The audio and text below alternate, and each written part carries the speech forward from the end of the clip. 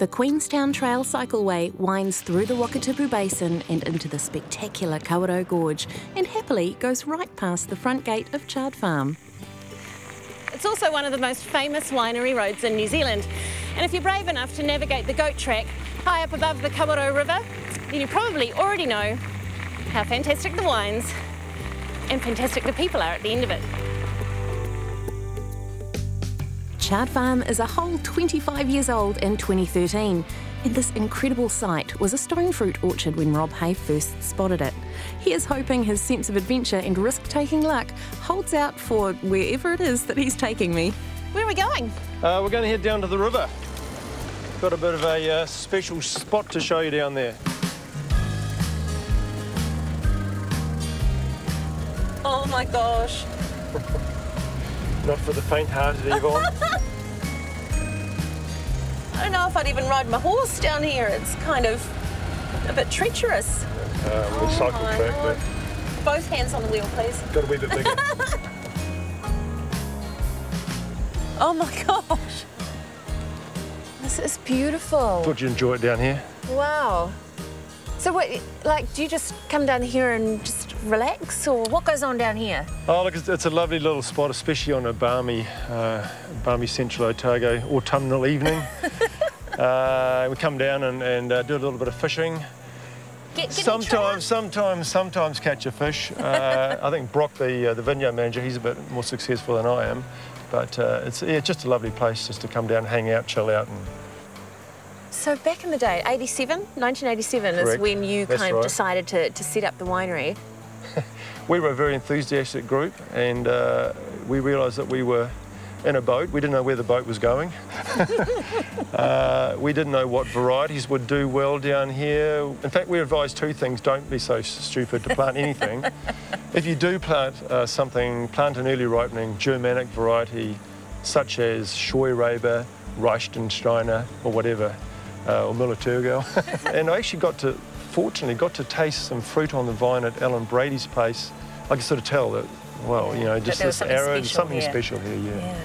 Chard Farm was an old market garden to look after the miners in the way back in the 18 gold miners in the 1860s, 70s, 80s. So now you're just looking after not necessarily miners, but explorers of a different kind. Correct, yeah. Wine explorers.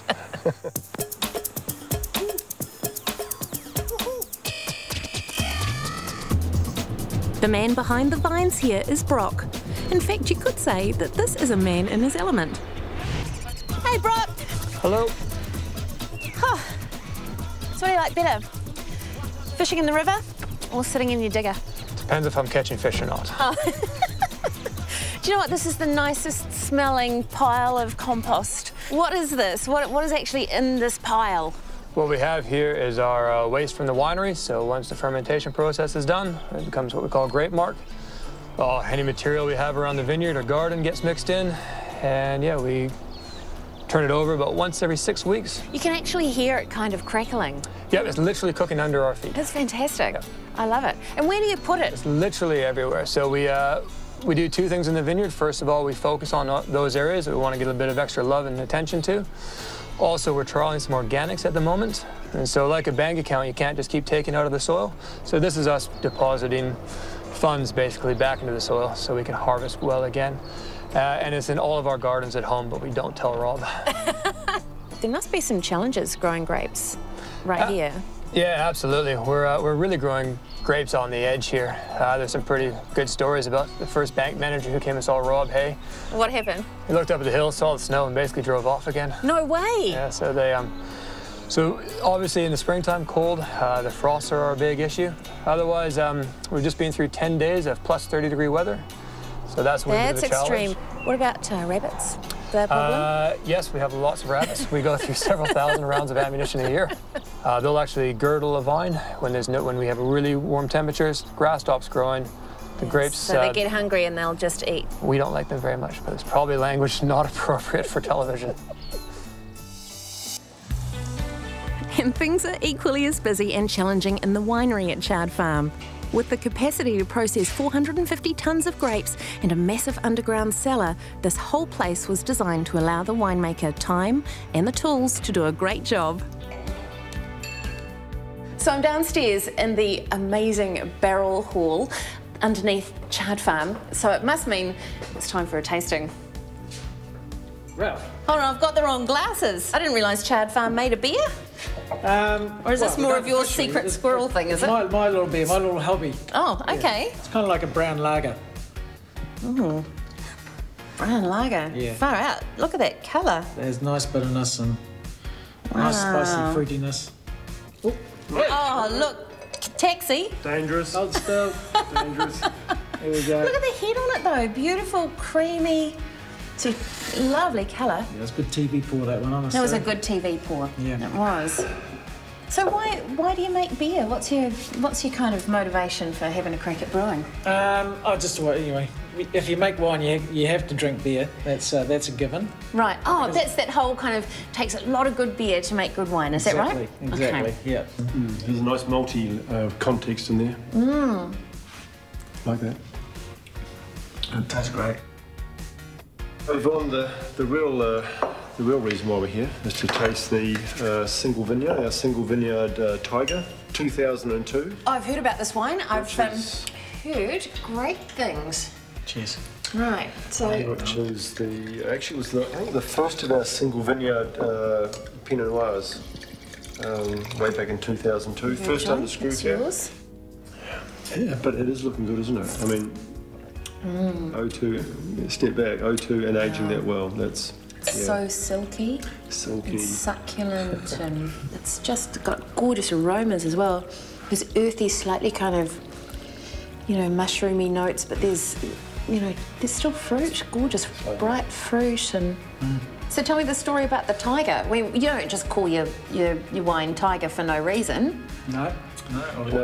Tiger, Keith Tiger Thompson was he was a ebullient, rascally raconteur, cellar door host for over 12 years, and he actually passed away in 2002. We released this wine in his honour, and a lot of people love the guy, they love the wine, and they said, "Hey, look, just carry it on as a wine because of that reason." Cheers to Tiger. Cheers to Tiger.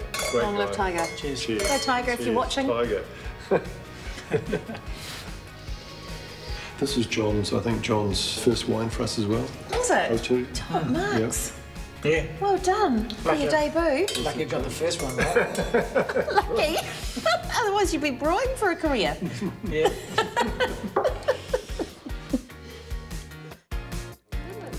Yeah, a little bit more would be fantastic. Beautiful Mara'o Pinot and this gorgeous lamb. Right from the start, Rob's wife Gertie kept things ticking over. Look at that lamb, it looks brilliant. And their 3 children have done more than their fair share of the work along the way. Gertie, you've done incredibly well. Thank you. What's it like? What do you... Adventure. An adventure? A real adventure, yep. Very funny. I used to be Rob's slave. Yes, no. Everybody knew that. We were tagged with black ribbons around, so we were not about to leave the farm. And if we did, everybody knew we belonged to Chard Farm. That's how the setup was. We used to call the vineyard the killing fields. But you can ask the boys, it is actually hard work. Yeah, hard work, yeah. So what kind of stuff does Dad make you do? Bud rubbing, everything. And how old are you guys now? 18. Yeah. And I'm 13. Wow. And you're seasoned vineyard workers and winery slaves. When the boys were born, there wasn't a birth announcement. It said 2 vineyard labor units. I can show you. All right, everyone, this has been such an amazing day. So I would like to charge my glass, and I hope that you will charge yours, to Chard Farm. Cheers, everybody. Cheers. Cheers, Gertie. Brilliant. Cheers, and everyone. Brilliant.